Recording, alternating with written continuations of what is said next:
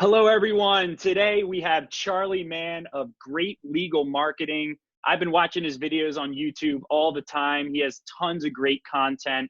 And today we're going to be talking about how lawyers should be thinking about their marketing, really like the mindset habits behind successful lawyers who are consistent with their marketing, regardless of whether there is a economic contraction, expansion. What are the steady habits of the top 5% of lawyers across the United States? Charley, thank you so much for taking the time. Hey, Bill, thank you so much. I'm really excited to be talking with you right now because, as we're talking, we're in the midst of the coronavirus outbreak. And what we have right now in front of us is sort of the ultimate multi-step pressure cooker situation, not just in terms of, people being cooped up at home, but also in terms of business owners having to figure out, how do I pivot? What of what I've learned in the past is relevant now? What is no longer relevant? And a lot of it is going to come down to, what was your thought process before this started happening?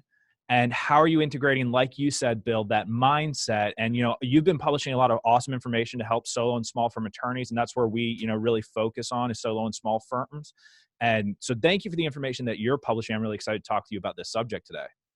Yeah, awesome. And I appreciate it. The first thing I want to go into is I put out a book called, How Should Lawyers Respond to Coronavirus with Their Marketing? And, I got a lot of good responses from it, but a couple people thought it was too, maybe like I was wearing like rose colored glasses or something like that, where I was saying, use this as an opportunity to double down on your marketing, because that's what we did. I generated 750 leads in 9 days since, the lockdown basically started, because I created a piece of coronavirus content that was helpful to lawyers. And I keep preaching to lawyers that they can do the same thing for their practice. But let's not zoom too much into coronavirus. Let's talk about, what are the mindsets? Think of the top 5 attorneys that you've dealt with. What mindsets do you think they have right now, as there's a lot of uncertainty in the market?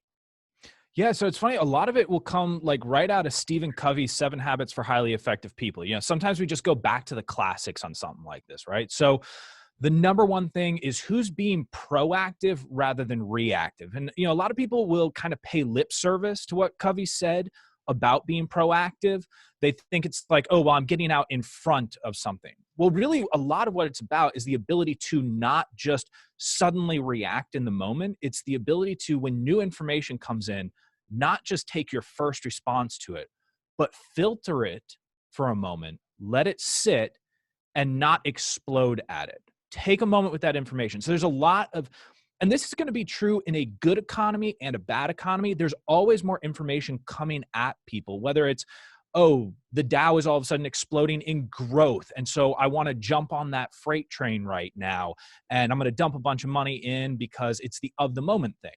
Right now, we're dealing with the opposite version of that. I want to take a bunch of money out because markets are cratering. The proactive person sits back and says, well, what have I really learned that's important here? Most people have heard the advice, you buy to hold it. If you're going down the Warren Buffett route, you buy to hold it. So right now, those of us who have money in the market and are thinking proactively are thinking, I'm betting on the long-term future of America. I'm not going to try and time the market. I know that silliness, and I'm not a reactive person. So being proactive in that regard, if we're talking about being proactive with your marketing, you saw a lot of businesses, and whenever bad news comes out, you'll see a lot of businesses try and hop on the train with it and just, again, pay lip service. That's going to be a phrase that I'm going to use a lot, because I've seen a lot of businesses do that, including some law firms. Now, fortunately, the law firms that we deal with in Great Legal Marketing, I imagine a lot of the law firms that you work with are not that type of practice. That hopefully, they're being thinking a little bit more critically about it. I look at some of our estate planning members, for example, and they didn't just send out an email instantly. It was like, don't worry, guys, we're open for business. We're going to take care of you. Instead, they started thinking carefully, what can I do right now? And one of the biggest lead generation tools for a lot of estate planning lawyers right now is a free healthcare power of attorney. How can we get people in, get that first point of commitment, and then later on, we create our economy out of it? And kind of the base premise here, I know that you guys help lawyers generate more leads. I'm with you that right now is a time for lead generation. It may not be a time for hard pressure sales, but it's definitely a time to go out, show some leadership, provide something that people can control, like that healthcare power of attorney. That at least gives someone the feeling of, I am in control of this moment, as opposed to everything feels out of my control. This is one little thing now that I have on lockdown. And then later on, when this begins to clear, now we start harvesting out of those leads. And if we have them in a database, if we have them in a system that we can then reach out and say, hey, this whole thing goes past healthcare power of attorney. There's like this whole thing, estate planning, trusts, wills, simple wills, et cetera, that keep going on. So that's one of the behaviors I'm seeing right now that's really important. And part of it also comes from Stephen Covey's seeking to understand principle. So try and really understand what people are going through right now, which is mixed emotions. Don't feed into those mixed emotions. Have that one steady, calm leadership ability that you can give to the market right now that gives them hope and opportunity, whether now or in the future. So that's what I'm seeing out of a lot of our practice owners, a lot of our members. So I love where you're going with this, because this is a tried and true principle that also can be applied to a bull market, Yep. Right? Is being proactive and preparing for a bear market, right? So let's talk about, like, what is proactivity in legal marketing? So proactivity, it's funny. I've had several discussions over the last week with a lot of lawyers, mastermind groups, private consults, et cetera.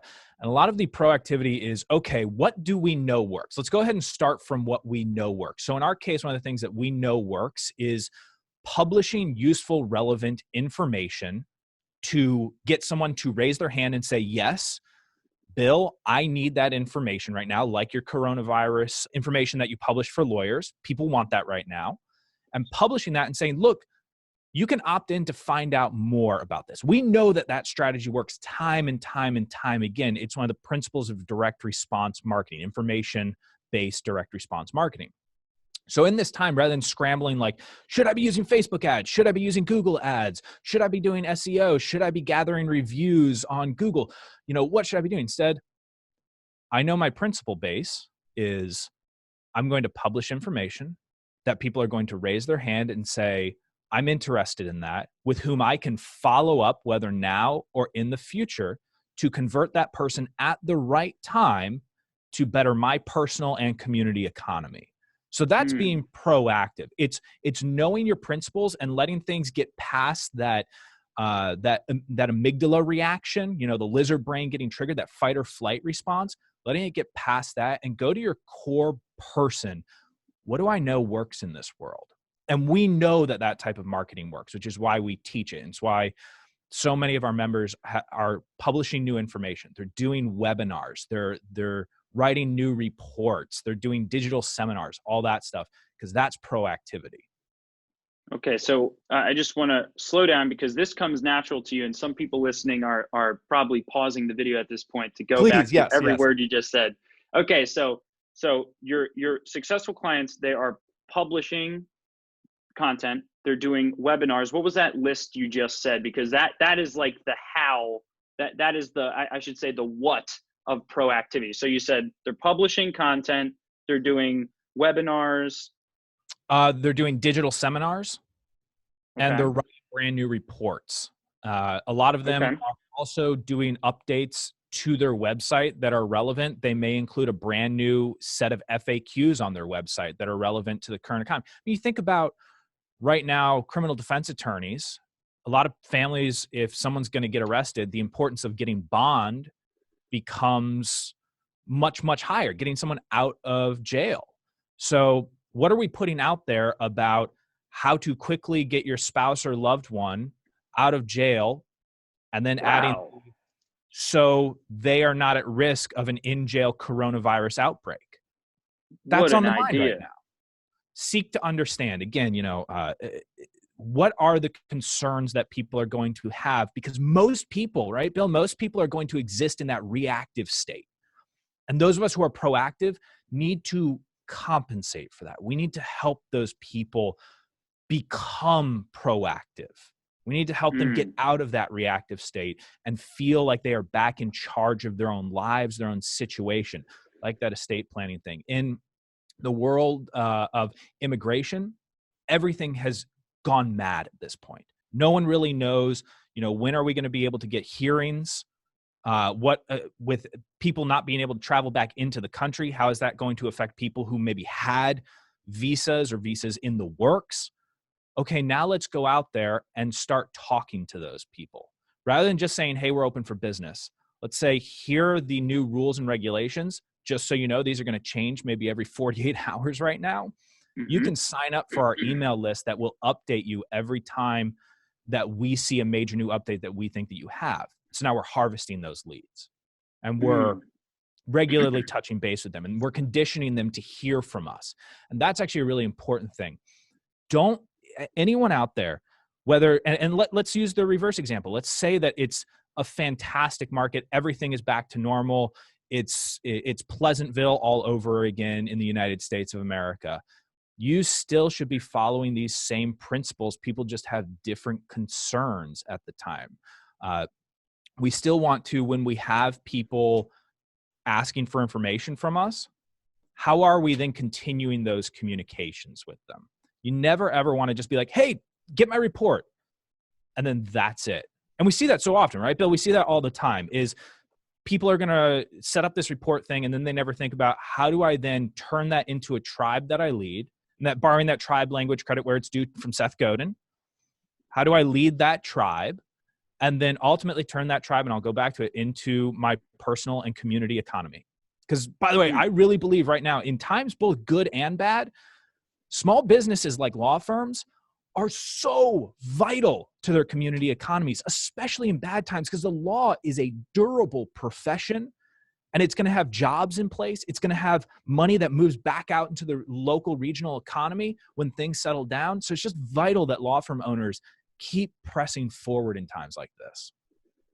Unbelievable. So I had a couple of phrases that came to my mind, and I always take notes when I do these interviews because I learn a lot from brilliant people like you. I wrote down more fear equals more leads.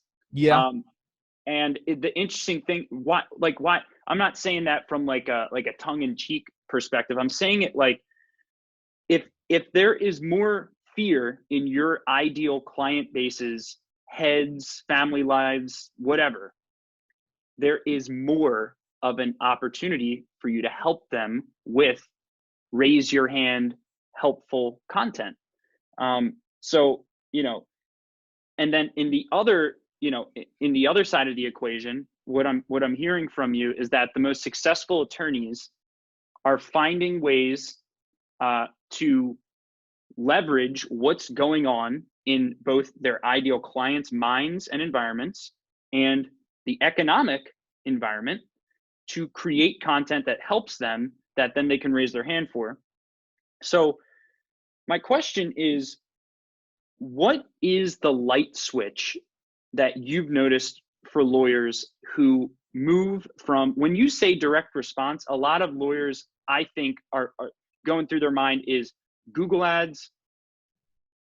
That's probably it. Google ads, Facebook ads. Yeah, like immediate, someone goes, I need a consultation. I need to talk to a lawyer.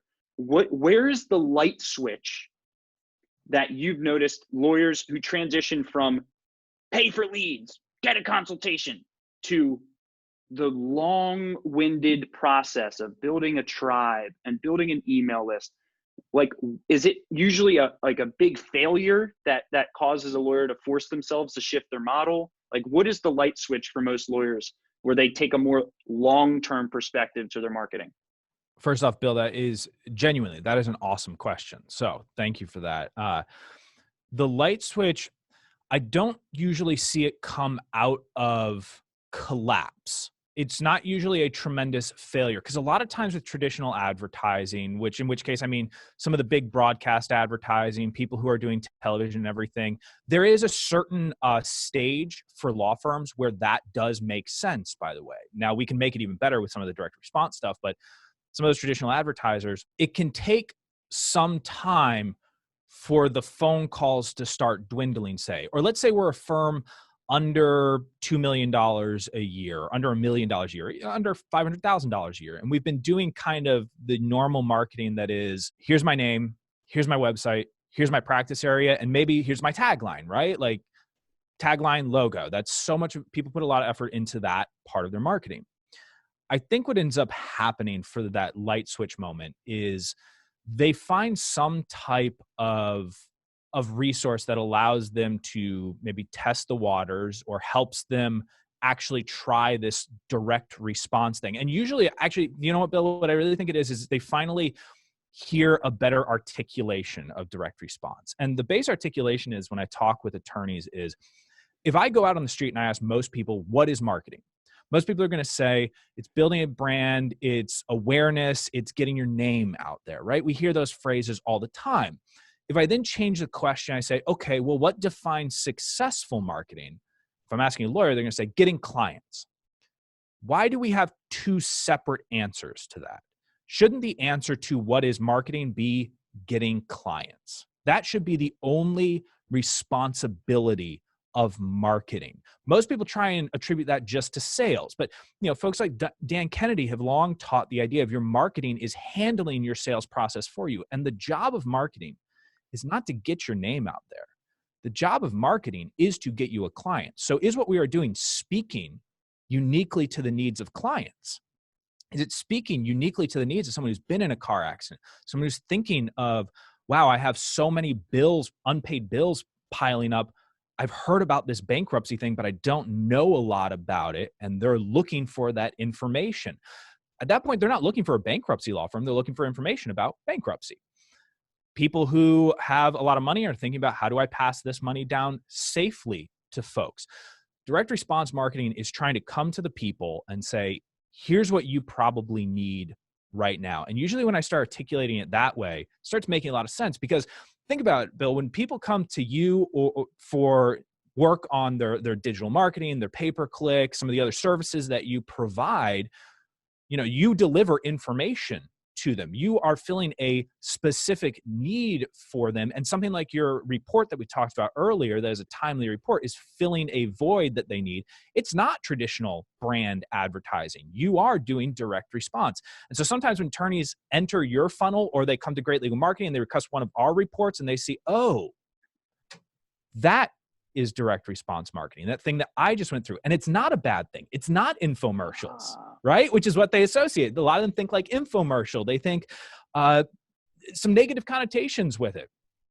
But it turns out they've experienced it a lot in their lives. You look at Netflix actually uses direct response marketing. So they track their marketing through like podcasts. Podcasts will have advertisements about Netflix and they'll say, go to netflix.com/bonkers for the podcast, How Did This Get Made, which I really enjoy.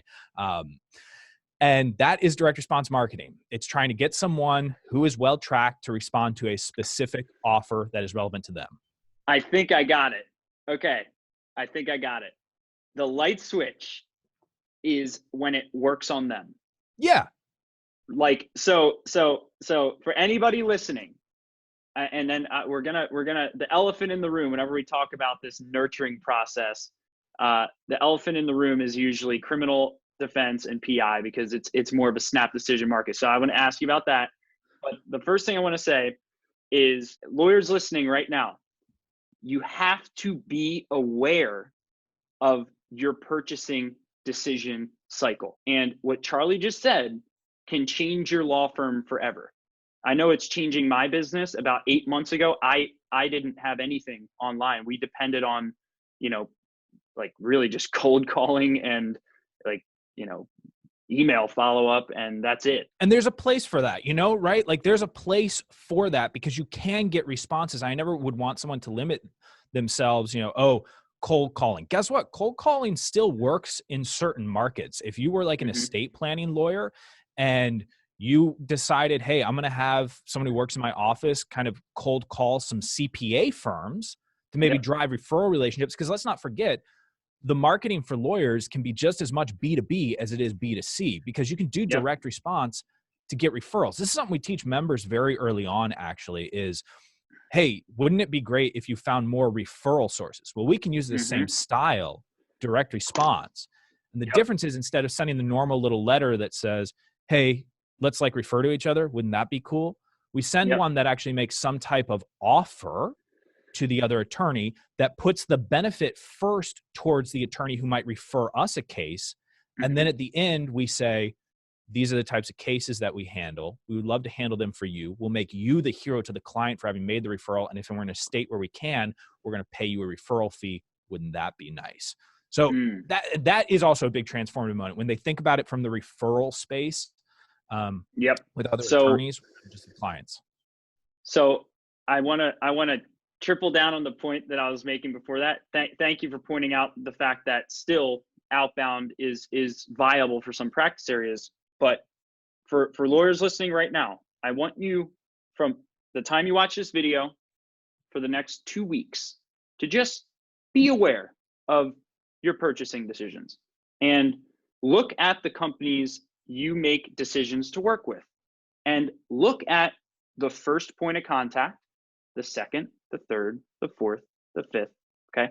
And as soon as that lens is turned onto your own decision-making cycle, I think it will be a huge light switch for you. So I just want to challenge you listening right now to do that, because this is a huge gap for a lot of lawyers who think they need to either pay for leads, advertise on these third-party websites that have thousands of lawyers listed, that just devalues your brand and, causes price shopping if you're retainer-based, or response time if you're PI-based. I want to transition to personal injury and criminal defense, because a big objection that I get is, well, when someone gets a DUI, they're not going to be on Facebook looking a book at or someone gets hit, hurt in an auto accident, my nurturing doesn't matter. And it's this very short-term thinking. So I want to hear your thoughts on how you've seen this work and see the transition in PI and criminal. Yeah. So first I'll say I get it with the timeline on criminal. Now, for those of you who don't know, I work with Ben Glass, who also owns his and still operates his law firm, Ben Glass Law. And Ben Glass Law, the majority of the practice is personal injury cases, nearly all of which are car accident cases. So about a year ago, when we were transitioning to kind of a new management system, and we were looking back on some old files, what they ended up finding was there were a ton of files that hadn't been followed up with for about 6 to 12 months. So we assigned an associate, hey, call all of these people and just see where they're at. A lot of these were smaller cases. That's why they hadn't been prioritized for us at the time. So we end up calling these people. This is 6 to 12 months after their first point of contact with us. We swept up a ton of new business from it, nearly 6 figures in fees just from a day of phone calls. So the idea that people are only going to act instantly on auto accident cases just isn't true. Many of our best cases, and we have the data to prove this, come 6 to 12 months after first point of contact. A lot of times what happens is they're calling multiple firms, they don't make a commitment, and everyone just they're not ready to make an appointment. They're doing basically their version of price shopping almost. But they're being told by a firm like ours, hey, you need to make sure you have your medical records. You need to make sure that you know how much this is going to be worth. We're going to send you a kit, by the way, in the mail that will help you track all of this, keep track of your injuries, keep track of your lost wages, if that's the case, keep track of communications with the insurance company. But right now, we're happy to be your lawyer. But right now, it's important that you get this other stuff done. And sometimes these people they take some time to make a decision. Now, yes, if we can sign someone right away, by the way, I'm all on board for that. I never want to get in the way of someone becoming a client right away. But in auto accident cases, you'd be shocked at how many people don't actually make a decision within that first week and kind of kick the can for some time because they start doing research and they hear about this thing called statute of limitations and they say, oh, well, my life feels a little bit back to normal. I kind of don't want that stress right now in my life. I'll make that phone call later. And then I'll make that phone call later and then later. And it keeps going down the road. And law firms like ours, we start sending them newsletters. We start sending them a weekly email newsletter. And we'll maybe call them 3 months later. And we'll scoop up brand new cases with very little effort on our part. Now, for criminal defense, the timeline is very tight. The big thing there is the information offer. There are plenty of folks who are going to go online and they're going to do a lot of research. So I had a family member who was falsely accused of a hit and run. It turned out to be an insurance scam that someone was trying to pull. But he called all of us and he was like, guys, I just got a call from the police. I'm being accused of a hit and run. And so all of us are racing online, typing in what are the penalties for a hit and run. So we're thinking, does he need a lawyer to defend him, all that? The best lawyers in terms of gathering new clients have published information on their websites where when I show up at their website, I can maybe get a report where they've got that piece of content right there rather than just skipping ahead, which, right? So there's a two-step process here, the research process and then the selection process. Our whole family was in the research process. If you can capture us in the research process, you're going to be the candidate in the selection process. Most attorneys are very focused on the point of when someone just types in criminal defense attorney. But if I'm searching for the penalties, if I'm searching for the information on what's going to happen, then I can get captured in the selection or in the research process, and I'll select you. We just want to get ahead of that. And you, Bill, you mentioned the observe your own buying behavior. If you buy any major appliance, you're looking at consumer ratings websites, you might read information from the manufacturer, you're reading reviews. All that happens before the selection process. Then we select. And these days, increasingly, people are selecting not just the brand they know, but the brand that seems best represented by what is out there on the internet, by the types of information they can watch, download, consumer reviews, etc. It's not just the brand name. Wow. Okay. So most, like something brilliant you just said is, you didn't say the exact words, but most attorneys— You'll make them better words. Thank you. So most attorneys market in the selection process, not the research process. And I think this is Dan Kennedy, Frank Kern. I forget who I heard it from, but I know Frank Kern draws a big pie, and he says that most people go to the small little circle in the pie, which is the 1% of people who are ready to make a decision right now, leaving, 99, 97% of the market open for the people who want to market to people who are in the research process. So that is a huge tip right there, is moving away from just a lead, we'll say, capturing process to a lead nurturing and value providing process. What I call this multi-channel magic, where when you combine direct response, like immediate lead generation for people in the selection process with materials that help them, the multiplier that I've seen happen there, especially with us, like for example, we run Google ads for ourselves nationwide. We spend very large budget nationwide for when lawyers type in Google ads for lawyers, stuff like that. And what we found is we not only get higher quality clients, but we get more clients as well on our landing pages when they scroll down right below the consultation thing, and boom, we've wrote a book, PPC for Lawyers Not Dummies. They scroll down a little more. Oh, look at our buffet of 170 YouTube videos. Click here. They scroll down, and then the funny thing is the highest quality leads we've found on average, because we asked them, will binge on 5 pieces of our content before they'll reach out. They'll submit their information for a consultation, but that's nothing, right?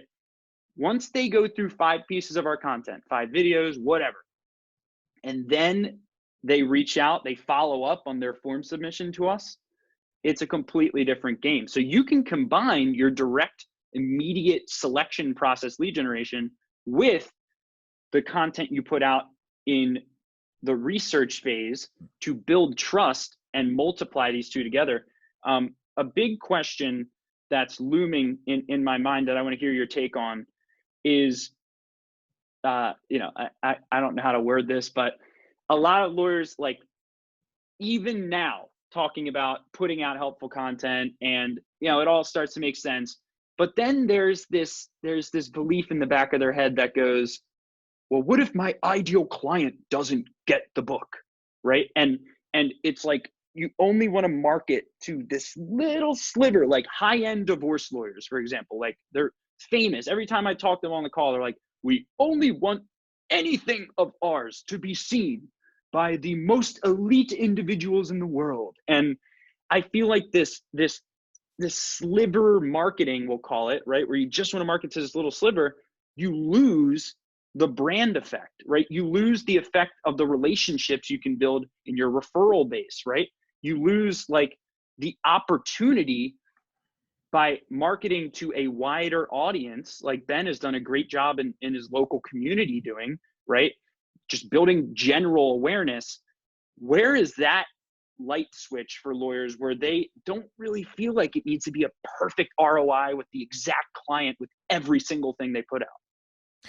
So that, I will say that that is pretty dependent on what's your business model. So it's funny. I was just talking with a divorce attorney who does mostly high-end divorces, but what he's discovered is that there's actually a high value market in middle class divorces where there may be a single piece of property that's relatively high value at dispute. That was outside of his original kind of ideal client format. His ideal client originally was someone who was sort of ostentatiously wealthy, someone who would drive up in the nice car, not necessarily the person who was the millionaire next door type, like the millionaire next door. So he started dipping into that market, which was just as high value overall and was actually a bigger pool than he anticipated. And that made an instant economic impact on his firm. In terms of kind of the building of awareness, there's two things I'll say about that. One, I always encourage an attorney, if you have something that you're passionate about in your community. So for Ben, it's refereeing. And so we run a scholarship or a sportsmanship challenge to soccer teams in the community, because Ben is a soccer referee. It's actually like, if you're talking about his real passion, it's refereeing. That's his real secret hidden passion, is soccer refereeing. And we do stuff in the community about that because it's important to Ben. And that's what a brand really is. It's not the colors on our website. It's not the logo style. It's what do we stand for? And in this case, it matriculates through Ben's idea of respect for others, of being his authentic self and saying, hey, the way that you treat someone on a place as simple as a soccer field is also the way that you'll treat people in real life. We have a policy, for example, at Ben Glass Law. One of our values is we don't play games. Like, we tell clients, just so you know, we're not going to play games with the insurance adjuster. So we're not going to keep like coming back and saying, hey, we're going to make this outlandish offer. We're going to cut to the real of it. And we have insurance adjusters who try and play games with us, and we're just not going to do that. But getting back to the brand thing, that then becomes who we are in the community. And I will say, we can't always track back a perfect return on investment to, we did this sportsmanship challenge over here, so here's the monetary effect over here. That's okay. You should be your authentic self, especially as a business owner. You have the opportunity, just like what you're doing with these videos, with these interviews, Bill, where you're getting sort of your passion for helping practice owners out there, and not everyone's going to hire you. That's okay. This is something that you like doing, and it also in the end does have a positive impact for you. Now you're smart enough. You sort of tracked five videos is a lock-in thing. It's like a magic number. Facebook for a long time had its magic number, and I think it was, if people had 7 friends within, can't remember how many days of opening their Facebook account, they would become a Facebook user for life. Like, that was Facebook's magic number. Yep. And then on the other side of it, we really do encourage people to focus on return on investment with your advertising. And it is important to know your numbers, because eventually we want to build a math game in your practice, and a math game that can then support the brand awareness. Now, final note on that is, the best way to build a brand is to actually get clients who can then be in the community and can speak a real story about you. Not just someone who sort of kind of knows about you, but someone who is a lifelong evangelist and fan of you. And it's so important that you stay in touch with those people, right? Like, that you're constantly with them in their lives. We have a minimum of, 64 touches that will happen with a client in a year. Weekly, so 52 weeks a year, we have a weekly email newsletter, and then we have a print newsletter that's going out every single month. Then actually we have 2 more touches for holiday things. So that's 66 touches through the year guaranteed. So that way these Mm. people stay fans for life. They will refer to us. And then, we could get into the whole, like, also same thing with referral sources. The more referral sources that you have generated through often direct response style marketing, the bigger your brand's going to grow within the community. And that it just is a multiplying effect. But, I saw you like, yes, when I said, focus on getting clients because they'll be your referral sources. Yes, exactly. We start with those clients and then we build that brand off of it. Yeah, and there's a saying that I heard before by someone, which is the best form of customer service is customer acquisition. And the belief behind that is you really can't change someone's life until they actually work with you. Mm-hmm. Like, you can't actually bring them through an entire process. And I feel like a lot of people, when they're smaller in their law firm, or maybe they're just starting out, they feel like they don't have the street cred to bring on clients. But the funny thing is, the way I got all of my first maybe 40 clients was because they didn't sense I had street cred. They sensed that I had a do or die attitude, like, that is rare to find in someone in digital marketing when there's so many big systemized bureaucratic companies. All my original business was from people who trusted that I was going to fight harder than anyone else. So your unique selling proposition changes as you become Ben Glass Law, right? With how many years you guys have been in business, like, now it changes from Ben Glass is going to pound his head against the wall until he bleeds to win your case. now it's no. We have systems and data and processes that ensure consistency. We know what to do in every conceivable situation. And I feel like if people don't focus on client acquisition maniacally for the first 2 years of their practice, like hungry dog on the back of a meat truck, like crazy, insane levels of passion towards bringing clients on and then over delivering for them, you'll never bump your head enough to build those processes through real life experience. But you're going to provide great value to your clients because in those initial stages, they're never going to get someone to work as hard if you're a good person and you care. And eventually you'll build the systems that then your unique selling proposition becomes, hey, we have the data, we know what to do. Would you agree with that? Yeah. So, and actually I've observed over, working with so many law firms over the years, there are transition points. I was just talking the other day with some law firms about these transition points, getting to roughly about $300,000 to $600,000 a year in revenue. So that first kind of, okay, now I'm building a firm. It's not just me and an assistant, but like I'm transitioning to building a firm, is hustle. It is, I'm throwing everything against the wall. I'm looking for all kinds of lead acquisition strategies to test out. And those become so important. And you try a lot of stuff during that time. And you're going to fail. There are going to be advertisements that you fail. Now, the reason we advocate for direct response advertising is because you're supposed to be tracking your data. So at least you know what is failing and you can scrap that stuff and move on to something that might work. Then as we transition out of that, as we transition and we're looking, how do I now build a 7-figure practice? Now what we're looking for is what are the 3 or 4 pipelines I've developed that are the most valuable pipelines for me? So we move out of that hustle stage and you talk about systems. Now we're talking about a marketing system.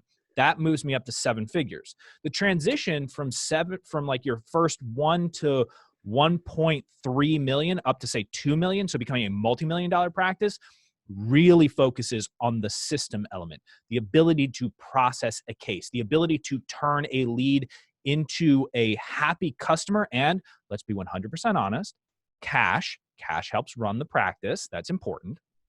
I do prefer to talk in economic realities. I know there are a lot of people out there who want to sugarcoat it about just do good and everything will work out. Like, numbers. We have to have numbers. If we want to employ people, we need to be able to pay those people. We need to know our numerical math, our money math. And so, yes, it becomes about systems. And for us, increasingly, our unique selling proposition is more about how we're going to affect your life, not just your case. So when someone comes to us, say for long-term disability, they've received a letter in the mail that says, hey, your disability claim, we're removing you, or your disability claim has been denied. At that point in time, Ben's conversation with these clients is not just simply, "Oh, I'm pounding my fist and we're going to get that insurance company." He ends up asking them the question, "Hey, let me ask you this, Bill. If none of this were going on and you were able to live a normal life, what's the thing that you would want to be doing?" And he'll get them just to share that. He says, "Great. We're going to work on getting you that disability income back into your life, or newly into your life if it's early on. I want you to still be thinking about, how do you live your ideal life? That's important to us." Because, Ben's a guru guy. He's an eternal optimist, as he will say, and that's how he wants to impact lives past just the law firm itself. And so that becomes part of our unique selling proposition. In addition to, we've got the system, but the system it's not years of experience. It's not, here are the committees that I've served on. It's, we know that insurance company. It's demonstrated in that moment where, like, if you, Bill, you're talking with an attorney and it's an attorney in Nebraska, and you being able to say, "Oh yeah, so," and maybe let's say you haven't run ads for an attorney in Nebraska, but you've run ads for an attorney in Wyoming. You can comfortably say, "Yeah, I know what it's like to run ads in a very rural scenario. So here are the few things that we're going to do that will be to your advantage that other people may not be thinking about, because you have that experience and you have that system." And that's what we're able to demonstrate to our clients. Yeah, and you can definitely bet your bottom dollar that your competitors are not asking life-based questions like that. Yeah. They're trying to get people signed up with people that are probably underpaid, answering the phones, that aren't trained. Yes. So, I mean, and I know you have a video on YouTube about the importance of treating your intake process as a sales process. Like, let's say the word sales, Oh boy. and shamelessly, lawyers need to understand that they are in sales. They're, the referral-based law firm. I believe referrals are dying in the wake of the internet, and our next generation of people are going to look to the internet for referrals more than family friends. So, man, Bill, just yeah, so you know, that may be one place that we would have a healthy disagreement on a little bit.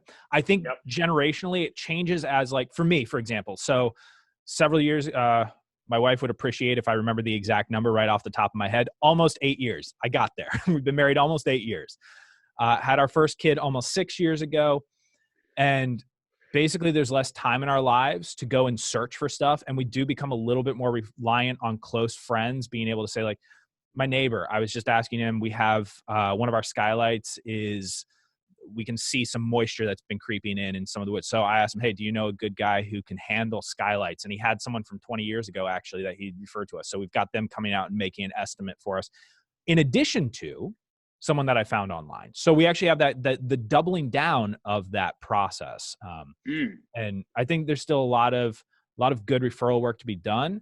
But the internet definitely, I mean, it remains, weirdly enough, you would think it wouldn't, but it remains a growth sector for firms. So I do agree with you there, but I did want to make sure that, I spoke the truth about that. Yeah. And I guess, I agree entirely with what you just said. I have sayings that I use, but I have a lot of beliefs behind those sayings that conflict with them. But, I think when I was saying that, really, it's the mentality, what I'm trying to say, of, like, okay, let's just sit back, wait. I'm being a lawyer right now, in case you guys are wondering. Sit back in my office. Okay. Is the phone going to ring yet? Well, if it does, the phone's ringing. Law office. The referral mentality of just passively feeling like people are going to pound down doors to choose you as a lawyer. That's what I'm saying is kind of not, it's harder to be very passive in your intake process and not aggressive, because there's so much competition.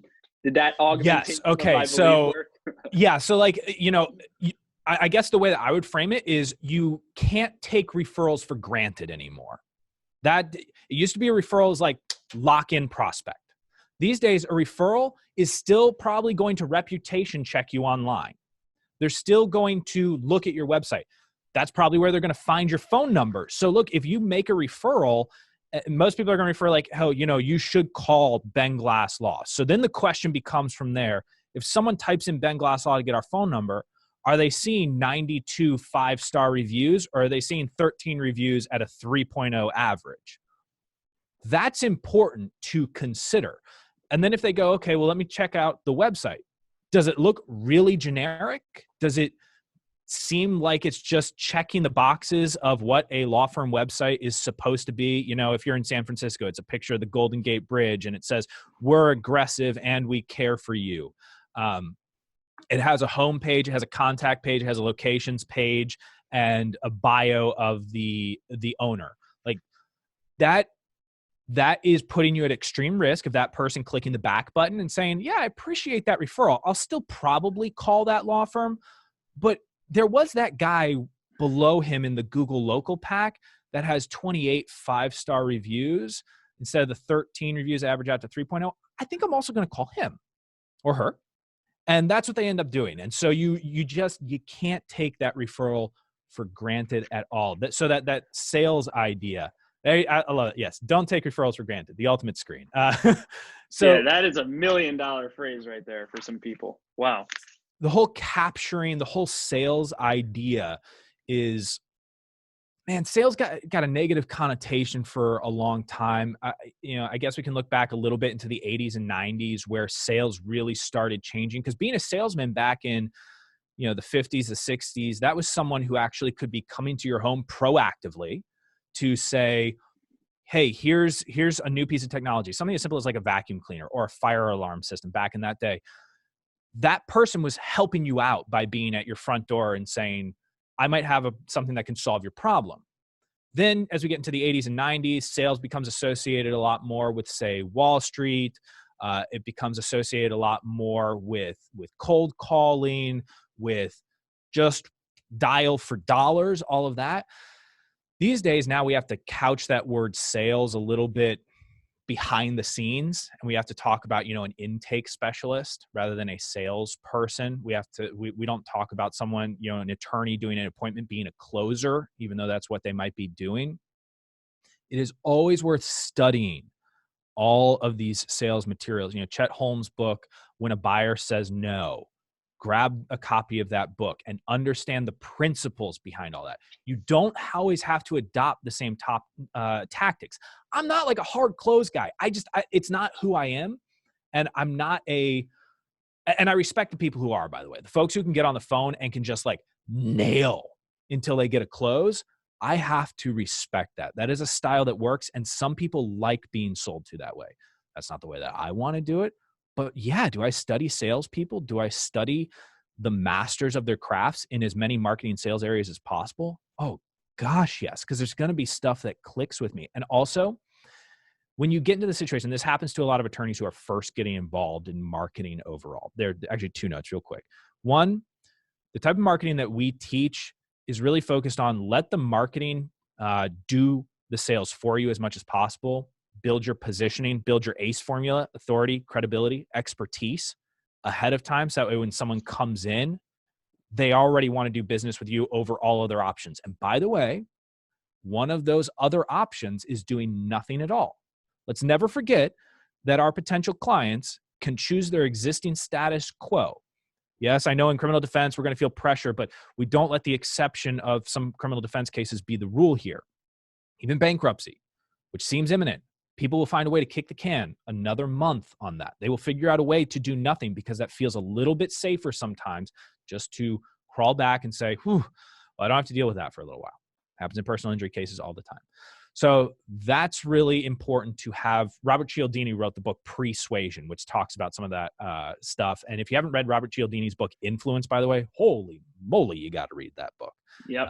That's Charlie Munger's, Charlie, that's funny. Charlie Munger, the right-hand man of Warren Buffett, that's one of his number 1 reads of all time. Robert Cialdini, Influence, and then the next book I would read is Persuasion. Both amazing books. Yeah.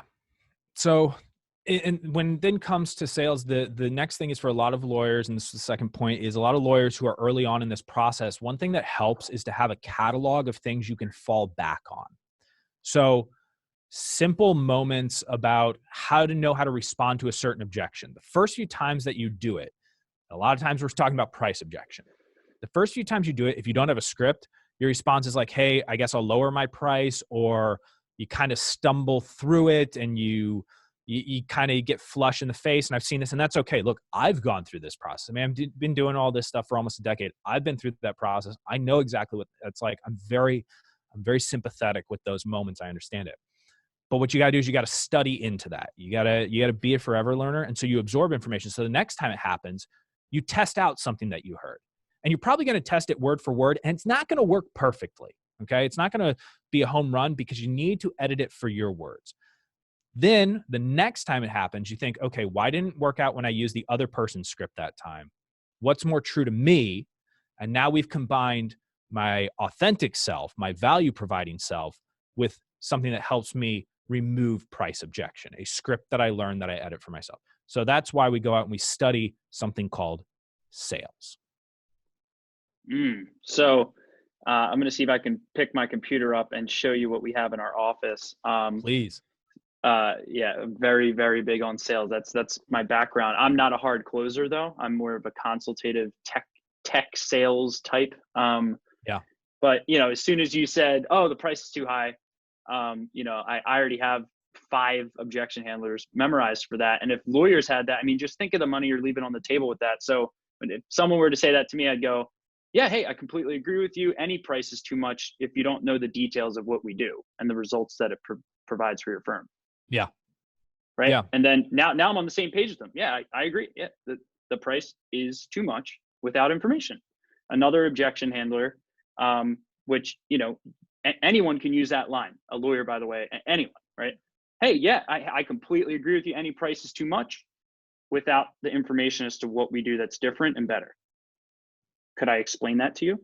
Mm-hmm. So that's one. The other one would be like, great. So let me ask you this then. What would be the cost of inaction here or the wrong decision for you? I'm curious. Right. But I would say it in more of a upbeat, like, I'm curious. Like upbeat, like, blah, blah, blah, blah, blah, right? Yeah. So, yeah. And that's the thing is like with those lines, and while you're looking for that, with those lines, you will, when we say them out loud, it always sounds a little ridiculous at first, but when you have that opportunity to integrate your own personality into it, like you were saying, you're going to say it more upbeat and all of that. That is what changes it from kind of a generic rehearsed line to the real thing. All right, let's see what you got. Yeah. So, I mean, I have a full online sales training university called SMB University. We're just about to release it to the public, but we have a very, my guy who does sales, he sits at this desk, pretty disorganized. That's typical sales, right? But he has all of his sheets posted up here that shows him how to handle objections, how to do a high impact question needs analysis, how to bring someone through what we call the proposal conversation. And then we have the commandments that we kind of swear by. And I've noticed just by having that on the wall, whenever there's a lull in the conversation that causes anxiety and whoever's doing the sale, they have something to kind of use to lean on as they're thinking of a more articulate, value add objection handler. So one thing I always say is like, if you're thinking about what to say and how to say it, you're going to leave money on the table, like for your law firm, right? So if you have to think about what is, then you can't focus on the delivery and being solution oriented and positive and proactive. You're shaken because you're like, what do I say? And I got to say positive too. And then you just lose your stuff, right? So I completely agree with that. So Bill, we work with lawyers, and these lawyers, when you put them in certain settings, like in a courtroom or in a deposition, they are the most articulate, quick on their feet people you will ever know. They know how to handle those situations because that's what they have trained for. But as we know, in law school and from the Bar Association, there's no training on this stuff. Yet this is the stuff that allows you to live a life of autonomy, that allows you to build a practice you genuinely love running. Because if you can just say, look, I have to put myself back in the student position. And I remember as a student, how many times I screwed up, how many times I had to say the wrong answer in front of the class. I mean, unless you were a perfect student. Awesome. Good for you. I sure was not. I was not a perfect student, but I was also willing to try and fail more times than most other of my peers were willing to do, and at a much faster pace. And so that allowed me to get to that point of calm where you know what it's like to just breathe again. And just some general advice to everyone out there when it comes to those moments, whether you're an attorney or maybe you're an attorney who's going to have like a paralegal watch this segment or an intake specialist watch this segment, which I would encourage. Put resources in front of your team members like this, any other videos that Bill's done that are important to them, have them watch those things. When you come to those moments, don't be afraid to sit back a little bit, to let yourself calm down and not have to provide an instant response. Because one of two things can happen in that moment. One, you're going to breathe, you're going to take a breath, and you're going to remember what you should say, or you're going to have a moment to think about what you should say. And the next words that you say are going to be better. Or two, the person you're talking to will jump in and answer the question for you. And it's amazing sometimes when you give a space for that, how often people will say, well, you know what? I guess that the whole criminal defense thing, I could lose my job over this, and I get paid $130,000 a year. So I guess paying you $15K for the DUI if we have to appeal it, okay, that sounds good. I mean, the sign-up fee is only $5,000 with you and some more on appeal. Yeah, you know what? Let's go ahead and get this done. I need someone to protect me. Sometimes it's just in that moment that it all works out. And then the other big thing is, be the term value. Bill, I'm so careful with the term value because I think a lot of times we mistake value for just a ton of information as opposed to the proving ground of why our price makes sense. And the value can happen. Let's say you're an estate planning lawyer and you're talking with a potential client, and you're getting to the point where the price thing is going to happen. Hopefully by this point in time, you've talked with them, about their assets. What are their current financial retirement assets? What additional property do they have? And so that way, before they ever even get to the price objection thing, you can push a little sheet across the table that says, okay, I just want to confirm, by my calculations, your current net worth, including debts, appears to be in the range of $4.2 million. Do I have that correct? So now we have a big anchoring number. Wow. And what you want to do is you want to make sure that you pass down this in these 3 stages. I know you're concerned about your grandson over here, him being able to go to college because your son doesn't make a lot of money and his wife doesn't make a lot of money. They're both teachers, and so you're trying to protect your grandson. Okay, so we really want to make sure that all of this passes through to the right people. And then when you quote your number opposite of 4.2 million with a proper flow of money, it doesn't seem so bad. It seems to make sense. And at this point, his decision is, especially if you're dealing with a high net worth individual, his decision is not about the money. His decision is, do I just want to get this done today? I've already gone through this consultation. I know how this is supposed to work. Screw it. I mean, let's just get this done. I'm here. Let's do it. And that's where you want, they don't care about the price at that point. They know what the value is. Okay. If you haven't read the book, Charley, you probably have. It's called Expert Secrets. No. Oh, gosh. Okay. So what you're saying right now, it's from Russell Brunson, the founder of ClickFunnels. So he's written many books. He's written a book called .com Secrets. Very familiar with. Okay. And so the follow-up book, the .com Secrets, is Expert Secrets. And then the next book that he just released is called Traffic Secrets. Yes. And in Expert Secrets, all right, this is we're gonna have to split this segment of the video off from the prior one, and just this will be a sales segment. Awesome. Okay, so I didn't expect to go here, but I'm juiced up now. Okay, so Expert Secrets says this: you can take it too far by offering informational value. So Expert Secrets was one of the biggest light bulbs I've had in my marketing, because I am an educator. I feel good at night. Like, I would do these videos all day without pay. Like, this is what lights me up. It's fun. I love it. But what I realize is if you give too much information, right, people won't take action because they'll, in the back of their mind, they'll get it. They'll get it. And then they'll procrastinate. Mm-hmm.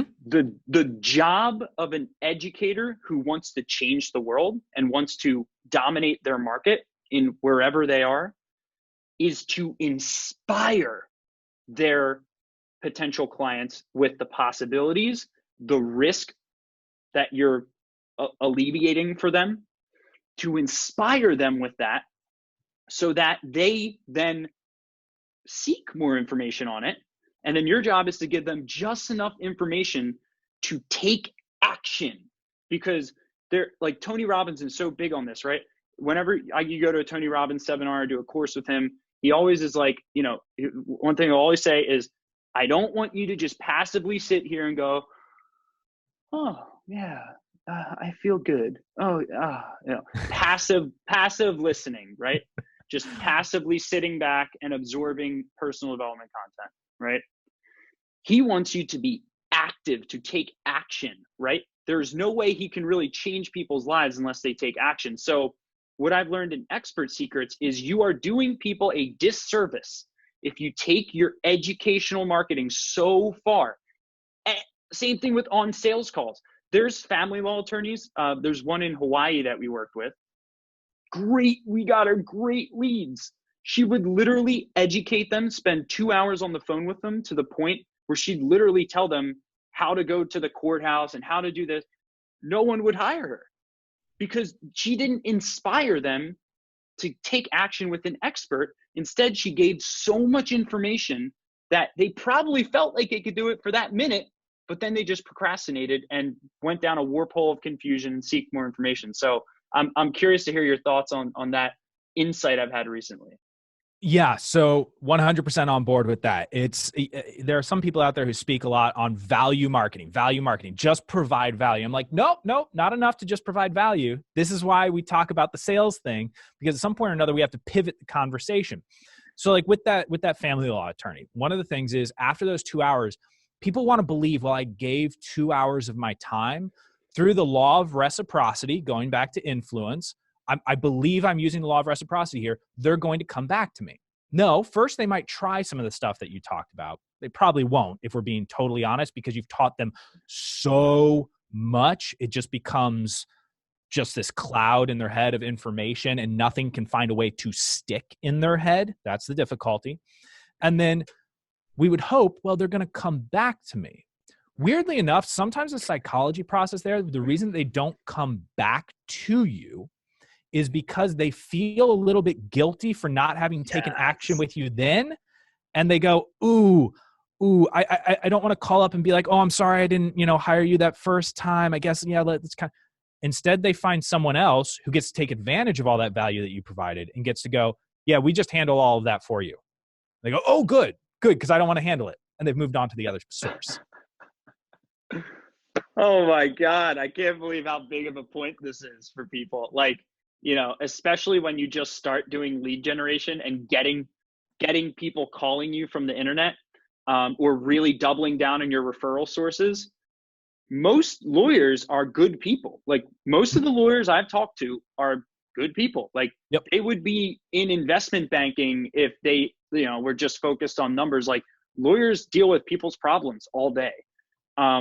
And they're really like highly paid psychologists, I say, in a lot of ways. But man, this insight for me recently is something that I can't believe that we're on the same page with this, because when I read this, I reread that section in Expert Secrets where he said, Russell Brunson says, you are doing your market a disservice by overeducating them, because you're causing more confusion, more guilt, and more delay. And you just hit on all those points. And it's crazy that we share that same belief. Dude, so, like Great Legal Marketing, our position is consultant, group coaching, some private coaching, but really what we're providing is information. So one of the things we do work very carefully on is avoiding overwhelm. We need members to take action. That's so like I sit at that epicenter of balancing information with action. How do we get people to actually move the ball forward? So if you're in, personal injury, for example, one of the things you can develop for a client is rather than talk to them about, oh, you can document all this stuff, oh, you can do all this, oh, you can do all that. Instead, you can say, I'm going to send you a specifically designed injury victim's diary with my information in it and what we should start recording right now. And what I'm saying right now is we. I'm starting to use that we language a little bit. So that way, as we work on your case, you'll have an easy way to document your lost wages, your medical bills, any conversations that the insurance adjuster might be trying to pass through to you. Now, my hope is to go ahead and send out a letter of representation to them so that way you don't have to deal with those phone calls, because that's really what most people don't know about an attorney. And see, now I'm starting to go ahead and build the look at how I am a barrier between you and the insurance company. That's one of the high value things that I provide. You don't want to deal with this person. You don't want those extra phone calls in your life. You're a busy person. Let a professional handle this for you. And I'm not telling them exactly, okay, look, you're going to hear this. We do a little bit of it, but we don't go too far with it. I do one or two of the, look, you're probably going to hear this from the insurance adjuster. Just so you know, here's the question that you're going to hear, and here's how you might want to answer it. Now, I use that tactically in order to demonstrate a prediction of how this process works, to show expertise, because then they get that phone call from the insurance adjuster and they go, oh, Bill told me that was exactly what was going to happen. Bill was so super duper right. But what I don't do is then say, okay, and then a week later, you're going to get this phone call, and then a week later, you're going to get this phone call. And by the way, when you're negotiating your own case, here are the 3 questions that you're going to have to answer. Here's the medical authorization form, yada, yada, yada, going through the whole lengthy process. Because eventually But if you do it as fast as you just did, that's strategic. That's good, because now, but if you take an hour to go through that and pause and take questions and answer, that's very different. So the best lawyers on the phone, I think they should do the bullet, the bullet list, we're going to take care of this. You're going to do this. The next they're going to say this, and next they're going to do that. But with us, we just take care of that. Yeah. And it's the, and you sometimes it helps when you kind of pass it off as the real, you lean into the quickness of it. Like, look, here's the 14 things I'm going to see in every single case. It's going to have an impact. I need to know your lost wages. Have you already signed the medical authorization form? What conversations have you already had with the insurance adjuster? You're kind of going through those things, and then you go, sorry, this is like, I know how this battle gets waged, and I know how this war gets won. So I'm really sorry for kind of speeding through those things, but I didn't want to get us bogged down. But those are all the points that you're going to see an attorney like me step in and go, that person's my client. Please don't bother them. You're coming through me now. I'm the negotiator. And that way, you as the client, my job is to keep you updated as necessary rather than bug you all the time. Man, that is powerful. So everyone, thank you so much for your time and energy here. Charley, I know that you have a book up there, yes, and that looks amazing. So why don't you kind of shamelessly pitch Great Legal Marketing? I really trust you guys. I've been to the summit. I actually sponsored it 2 years ago when I only had 1 employee at the time, and it was pretty gung ho. So the summit was unbelievable. Thank you. So yeah, just tell everyone about Great Legal Marketing, the book, and everything else. Sure. So I'll first, as we're putting this video together, this book has just launched. The book is by Ben Glass. It's called Play Left Fullback. And really it's about how to challenge the status quo, not just in the market, but inside yourself, in order to achieve your personal and professional ambitions. And really the number one thing is how to pursue a practice that is built entirely around your ideal lifestyle. We're a big family first organization. So we want to help you design a practice that focuses on how you live a life that puts your family first, that puts you first. I think it was Robert Singer who wrote the book, Looking Out for Number One. We believe in that. How do you actually serve yourself, serve your family, serve your team members, and serve your community Well, yeah, bringing home money. Ben's original book, the subtitle of it was How to Get More Clients, Make More Money, and Still Get Home in Time for Dinner. That's what we're doing for lawyers right now is we're going to show them a marketing methodology through Great Legal Marketing itself, which if you want information on it, you can go to greatlegalmarketing.com. Grab reports. We have stuff that we'll mail out to you as well for free. We do have a paid membership, and that's where, we have lots of attorneys, hundreds of attorneys that we're working with at any given time. And our focus is, let's transform your marketing into this direct response marketing. Let's show you how to publish a report. Let's show you how to send out a referral letter. Let's show you how to do very specific targeted marketing, whether you're moving from $250,000 to $500,000 and on to $1 million, or you're moving a 7-figure practice into multi-7-figure, or adding your next $1 million to a practice. We know how to move that dial for you because we've done it with so many lawyers. And whether it's your marketing, or your operations, or your finance, we have tools to help you become the master of your practice. That's big for us, is what we're trying to teach people is a certain level of autonomy in operating and marketing their practice. How do you be your CEO? How do you be your CMO? How do you be your COO? Maybe eventually you hire some people to help out with some of that stuff. But man, Bill, more than anything else, you need to have your own foundation for this. When someone comes into a new industry, like let's say it's Levi's, they're doing denim. When someone takes over as CEO as Levi's, the first thing they got to learn about is, how does denim get sold in this market? What are the trends? What do people actually respond to? They don't just go in and say simply, how do I make better jeans? They want to know how the market is behaving, because that's the type of decision you have to make. That's the type of decision that as a law firm owner, you have to make. You have to make critical strategic growth decisions, not just negotiating cases, not just doing the legal work itself. And that's the mindset shift that allows you to explode a law firm wherever you're at right now. And like Mike Mogill says, cutting costs is not an expansion strategy. No, it's not. So everyone, go to greatlegalmarketing.com to learn more information. Make sure you get this book. A lot of the stuff, I mean, everything they put out is really good stuff. Thank you, Bill. And in the comments below, I need you guys to convince Charley for me to speak at the Great Legal Marketing Summit. So I'll see you guys in the comment. You guys are gonna have to be persuasive because I hear he's very hard to get through. So thank you guys so much for your time, energy, and attention. Make sure you subscribe to the S&B Team YouTube channel for more cutting edge legal marketing information like this. And I will see you in the next one. Stay great. Thank you, Bill. This is awesome.